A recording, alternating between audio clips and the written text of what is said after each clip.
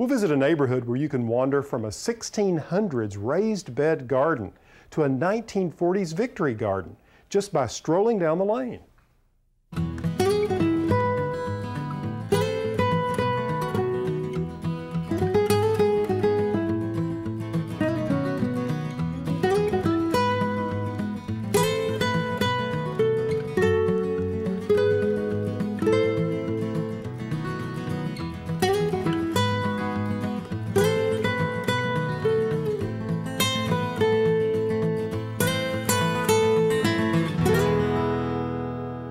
Hi, I'm Alan Smith. Welcome to today's show. I just brought these rose hips in from the garden. They're really probably the last of the season, and they add so much color to the winter garden. And I'm surprised that we have any left because the birds love them. Even though I feed the birds, they can't resist nibbling on these. A little later in the show, we'll answer a question about rose hips from a viewer. So stay tuned for that. Now, after the break, we're going to visit a very unique neighborhood where you can see a range of gardens. Now, this is Strawberry Bank in Portsmouth, New Hampshire. It's a very unique place in that you can experience life from the 17th century to the mid-20th century. And we'll stop in for a tour and meet one of the characters who calls this site home. We'll also check in on the construction of my environmentally friendly house and garden. The project architect tells us why bigger isn't necessarily better. And if that's not enough, I'll take you to an interesting restaurant that's named for a beloved family pet. It's a fun place, and I know you'll enjoy what the owner, Kathy Webb, has cooking up for us today. So just sit back and relax and enjoy a half hour as we walk through the centuries of gardening. That's all coming up next. When it comes to hobbies for myself, obviously gardening ranks right up there at the top. But I also enjoy history and travel, and that's why Strawberry Bank was such a find. This neighborhood in Portsmouth, New Hampshire was literally saved from the wrecking ball in the 1950s because a group of citizens took a look around and realized, where else are you going to find elements of life from the 1600s on? John Forte showed us around a couple of the gardens at Strawberry Bank. Well, we're here in our oldest garden at Strawberry Bank. It's the Sherburne Garden, and it's a raised bed kitchen garden from 1695. We have raised beds in this garden because the archaeological evidence pointed to beds about 3 feet below the soil surface at present. And they had wooden boards, and they had rich garden soil, and a lot of the crops we were planting in them are garden plants that we know are here because of soil and pollen analysis. So when we maintain these, we try and work with period tools and technologies. Reproduction artifacts also help give us a sense of why gardens appeared as they did and what inventories tell us people were growing and using and the tools that they had in their homes. Something like this that works on vacuum pressure allowed you to start and stop the flow, but it also enabled people to conserve a water resource when maybe they were just gathering up water from the drip line of their house. So one of the unique things about teaching from garden history is that we can pair up past and present understanding. We know that historically sage was used to make dressing, stuffing for your turkey or for waterfowl. Today we know that it's antibacterial in its nature and that people didn't use herbs and spices to mask the flavor of rotting meats, but that they used the herbs and spices which actually help preserve these foods in the process. So at Strawberry Bank, we teach about change over time in the landscape. Instead of our earliest 17th century raised bed kitchen garden, afternoon, Ms. Tucker. Afternoon, dear. We have a victory garden from World War II that's a part of our site as well. Instead of the ceramic watering pot from the 17th century, the metal watering can of the 1940s. Instead of pot marigolds, we have 4 o'clocks. And instead of the sage, the seasoning that's probably still on your shelf from the 1940s as well. The American garden changed and developed a great deal from the time the first colonists came here to the time when we planted gardens for victory. Victory gardens connected us up as a nation with the value of gardening in our own backyard and reminded us about the well-being that just comes from cultivating the soil.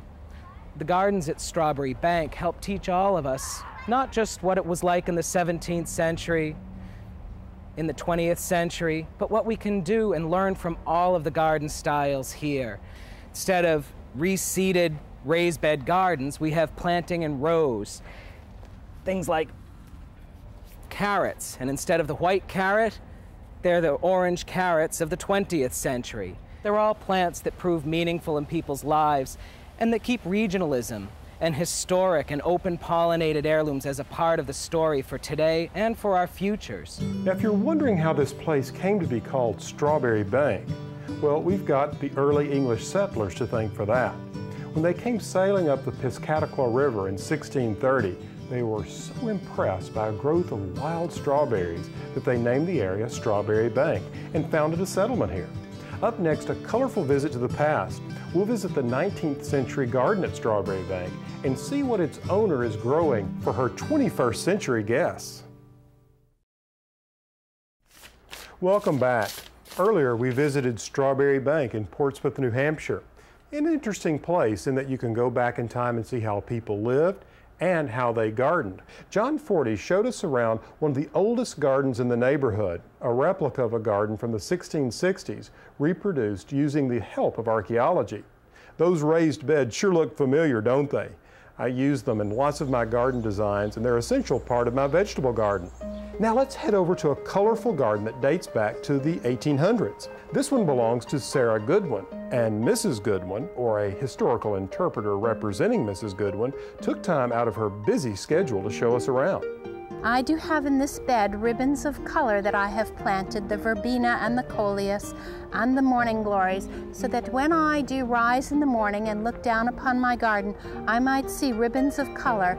They are raised up with slate roofing tiles, as it is the fashion to raise up the beds now in 1870. This, the coleus, might be used by gentlemen if they wish to give a lady a pleasant bouquet.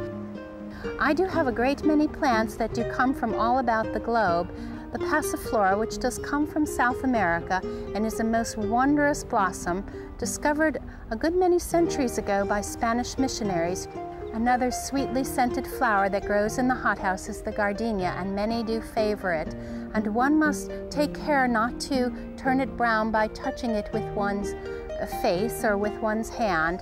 Some days I do stay until darkness has fallen, but on those days I find my back does ache a bit more than I had intended. So I do hope that you will linger in the garden and enjoy all of the flowers that are about.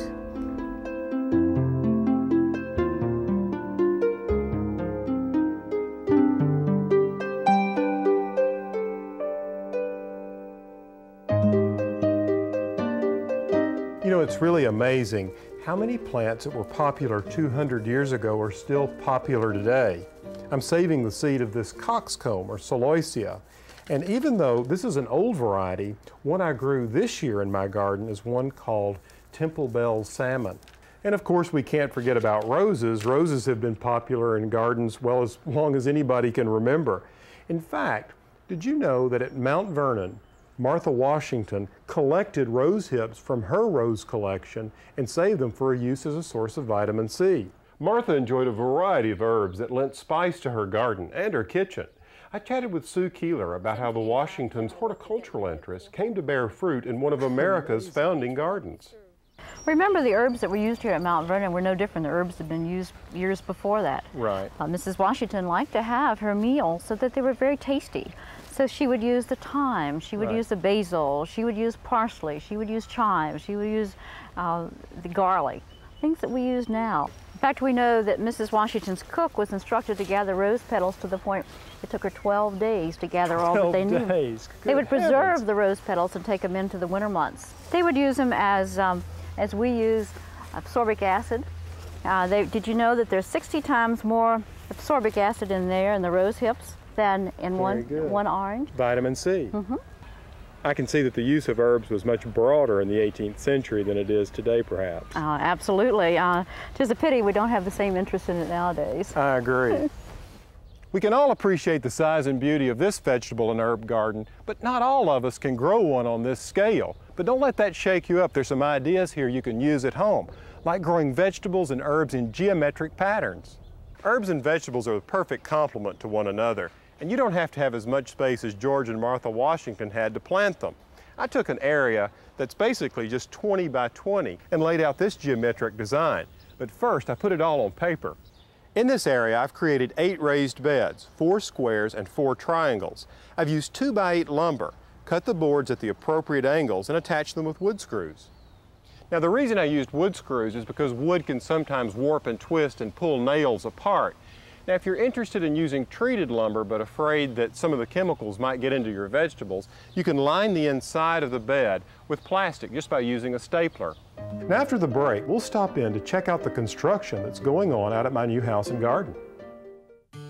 Now, before we leave this Color Corner segment, here's a plant I just have to share. Sometimes it's called the summer snapdragon.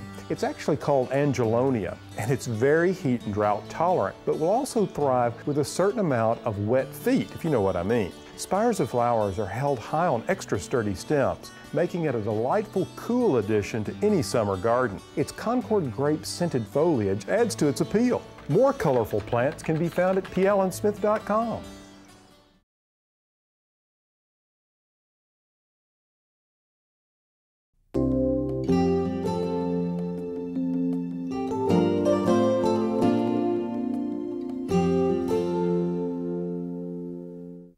Welcome back. Wasn't that fun seeing Mrs. Goodwin's garden? You know, I think it's interesting to see gardens of the past being brought to life to the present, which is a good segue into my most recent undertaking.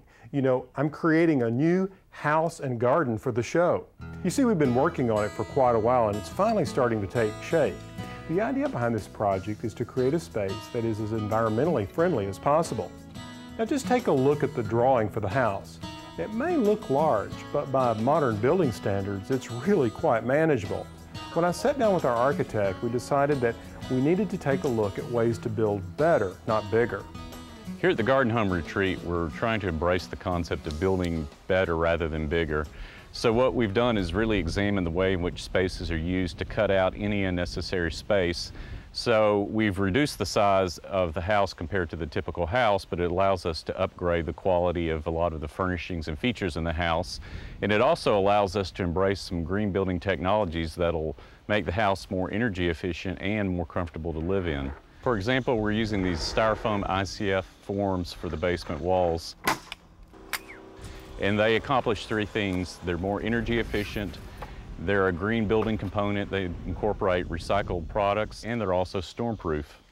This basement foundation wall system is just the tip of the iceberg. We've taken a top to bottom look and reevaluated how you go about building a house and tried to find the most practical green concepts that we could incorporate easily and affordably into this house, yet still get the maximum benefit from them.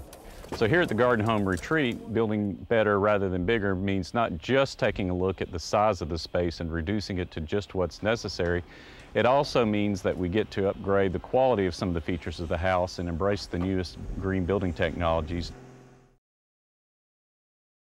Okay, now let's answer a viewer question about rose hips. I really do love them, and I think it's an underutilized or appreciated side of the rose. Now this question comes from Mary Kate in Asheville, North Carolina. And she writes, Alan, how can I get my rose bush to produce those beautiful red berries? Well, Mary Kate, those red berries are actually the fruit or the hip of the rose. And depending on the variety, they'll either be bright red, they could be orange, some are even a deep purple, and some turn black very quickly.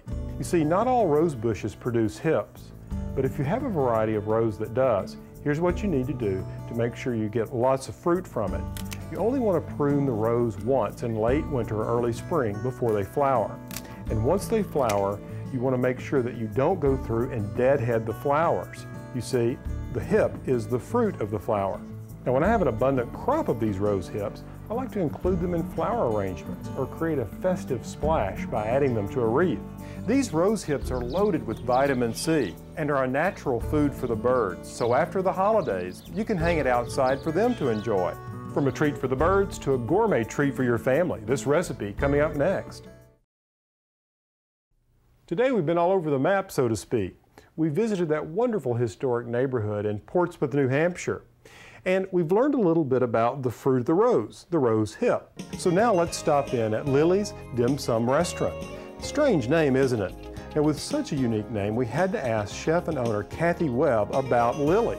My partner Nancy Tesmer and I decided to open an Asian restaurant.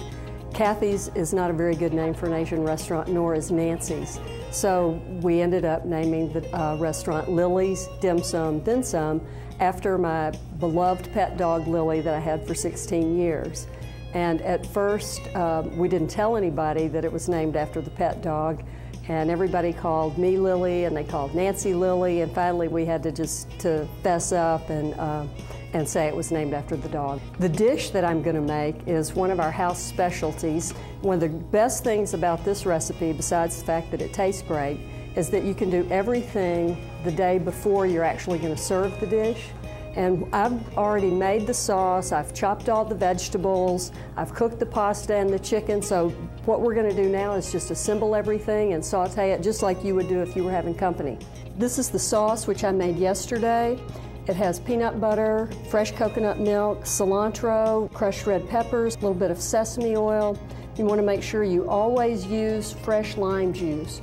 Okay, first I'm going to saute the vegetables, and I use canola oil. First, we're going to start with the garlic. Get that wonderful garlic smell. I'm going to add the red bell peppers, mushrooms, some scallions. Yesterday, I cooked the chicken breast, and now I'm going to add them back to the dish. Basically, all I'm doing now is just reheating the chicken, mixing it with the vegetables. I'm going to add about 6 ounces of this sauce.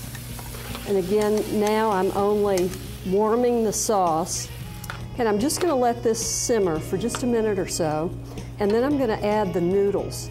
And again, we've cooked the noodles ahead of time. I cooked them a little bit al dente. I'm going to add the noodles like this and just heat the noodles through, and we are ready to plate our Hong Kong chicken. Well, that's all the time we have for today's show. I hope you enjoyed being together as much as I have. If you'd like that recipe of Kathy's, you can find it on my website. That's pallensmith.com. And you can also find more information about Strawberry Banke. Now just look at all of these seed that this celosia has produced. Won't be long before it'll be time to plant it out in the garden. Until next time, from the garden, I'm Alan Smith.